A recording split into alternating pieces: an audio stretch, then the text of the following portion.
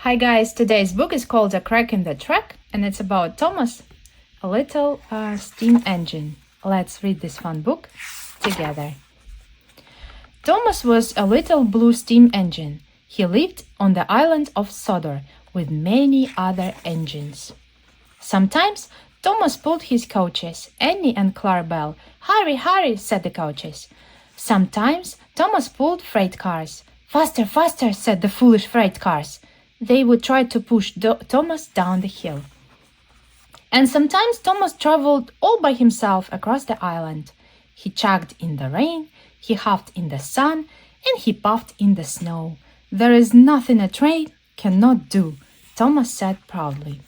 One morning, Henry the Green Engine would not come out of his shed. He had boiler ache. So Sir Topham Hatt asked Thomas to help. Beep, beep, Thomas said to the people. I can take you where you want to go. Soon clouds gathered. The sky grew dark. Thunder rumbled. Plick, pluck, clunk. Hail began to fall. It fell on Thomas. It fell on the tracks.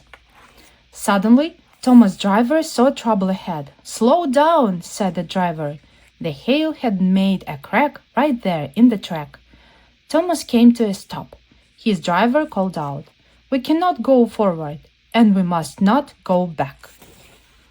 Everyone off, the conductor said. Now what shall we do? Said the people.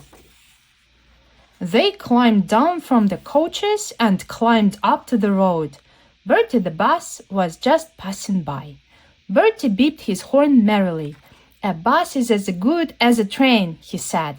I can take you where you want to go. All the people climbed on board Bertie. Bertie scooted down the road. A bus is as good as a train, the people said.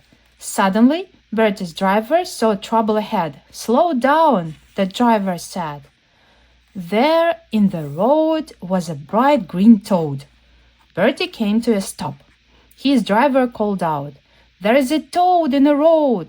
We will have to unload. Everyone off, said Bertie's driver. The toad in the road caused a fuss on a bus. What will happen to us? The people said. Then they walked down the road to another train station. But the trains were not running. Why not? Asked the people. They soon found out. Thomas was still stuck at the crack in the track. Percy was stuck there at Thomas' back. Gordon was stuck behind Thomas and Percy. James, with 2 freight cars, was in quite a hurry. The freight cars were indeed in the yard, but James could not get past Gordon and Percy and Thomas, and the foolish freight cars refused to back up. No, no, no, they said. We will not go, they said.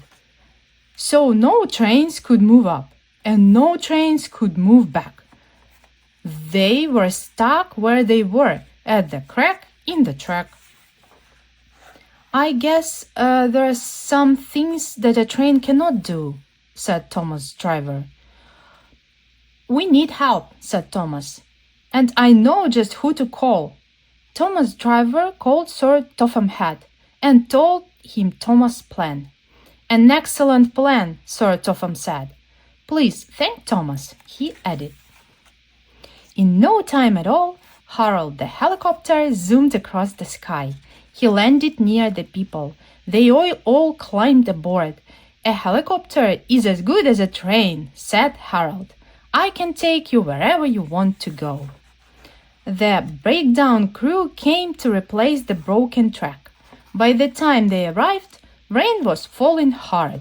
The crew came with cranes. They sang while they worked. A crane is as good as a bus or a train. We'll fix up your track and we don't mind the rain. Finally, Thomas could move.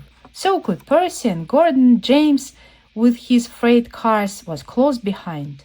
They turned on the turntable and went back to work. The people saw Thomas waiting to take them home.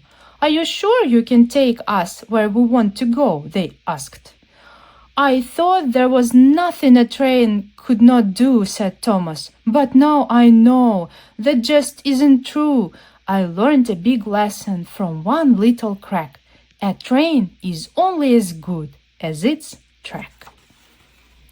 That was a very nice book. Thank you guys for reading with me. See you all next time. Bye bye.